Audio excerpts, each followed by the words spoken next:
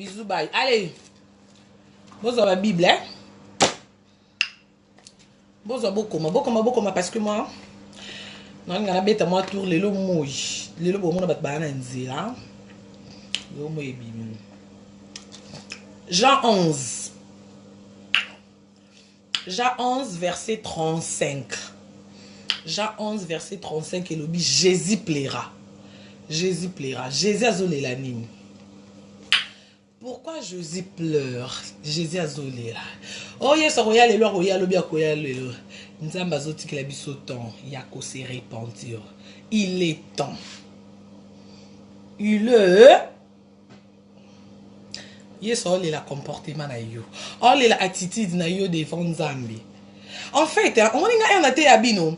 Dans ce appel, dans ce message, la baronne aussi sauté à profil, à traité. Yeba Nzambe soit linga lobela yo. A utiliser un instrument nyoso. Attends la beauté à utiliser même libanga. Mon niveau Nzambe. En fait, on a été au côté la que la baronne nous a à battu yo moté, mon colon nous a été naza simple instrument en fait, hein.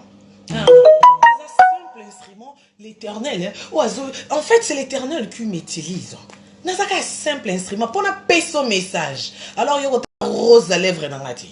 Quand tu as la bassin. Oh, bassin. Bassin. Oh, quand tu as la bassin. Taille. Non, je te conseille pas. Je te conseille pas. Je te conseille pas. Boy. Non. Non, non, non, non, non, non, non. Kota langote. Yota la pe yoka la parole. L'évangile. Les opé ça bon moi.